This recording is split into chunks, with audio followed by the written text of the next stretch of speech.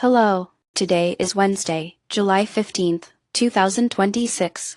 Here is your daily signal. Bangladesh is looking to transform its energy landscape with the launch of its first nuclear power plant, as reported by Bloomberg.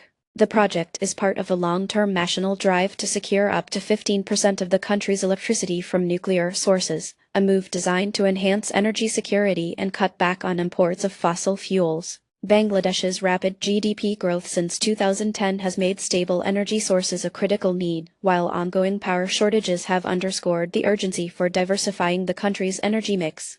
Behind the project are several key players. The Bangladesh Atomic Energy Commission is overseeing development, with Rosatom, Russia's state-owned nuclear company, serving as the main contractor and technology supplier. Prime Minister Sheikh Hasina has vocally supported the nuclear expansion, and the International Atomic Energy Agency is providing key regulatory guidance. According to Bloomberg's report on July 12, the power plant will supply as much as 15% of the nation's electricity, representing a significant step in reducing reliance on imported fossil fuels. In the near term, this nuclear facility may sharply decrease Bangladesh's dependence on costly fuel imports and boost the country's current account stability. Over time, the project could ensure more reliable electricity for domestic industry and accelerate GDP growth, but it will also introduce fresh regulatory and safety challenges that demand institutional adaptation. If successful, Bangladesh might emerge as a regional leader in sustainable energy deployment. Turning to Kansas City, Fortune reports that the city has spent $700 million over more than a decade to create advanced soccer infrastructure, aiming to parlay this investment into hosting international sporting events, most notably the FIFA World Cup. Kansas City's commitment has helped cement its reputation as the soccer capital of America, a title won through years of proactive development and a steadily expanding suite of world-class sports facilities. Leadership from the city's municipal government drove the strategy, with local team Sporting Kansas City making extensive use of the infrastructure. FIFA is now considering Kansas City as a potential World Cup venue, and business leaders along with sports development groups have played vital roles in funding and planning the city's sporting future. As Fortune noted in its July 11 coverage, the $700 million investment is directly aimed at attracting the FIFA World Cup, putting Kansas City in the spotlight as a serious contender. In the short term, winning World Cup host status could mean a surge in tourism and international recognition for the city, with local businesses and the hospitality sector set to benefit as a result. In the medium term, this top-tier sports infrastructure is likely to encourage even more investments and additional major event bids. Kansas City could thereby offer a blueprint for other U.S. cities eyeing economic growth through sports-driven strategies. Shifting to biotech, TechCrunch highlights how Yosemite, a venture fund led by Reed Jobs, has grown into a 17-member team, helping to drive recovery and innovation in the sector after the pandemic downturn.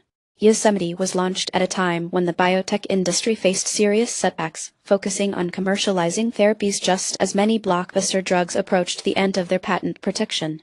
Since 2022, volatility in biotech investments has affected drug development timelines, heightening the sector's need for new breakthroughs. Yosemite's leader, Reed Jobs, has positioned the firm at the front lines of this transition, supporting both established pharmaceutical partnerships and emerging startups within the life sciences ecosystem.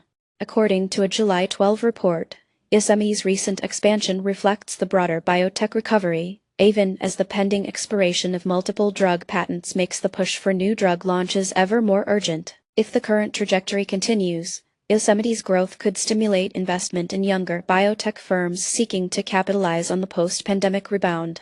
Meanwhile, the loss of established patent protections is likely to fuel more partnerships and licensing deals within Yosemite's portfolio. Looking ahead, Yosemite's emphasis on commercialization and innovation could reshape competitiveness in fields like oncology and rare disease research.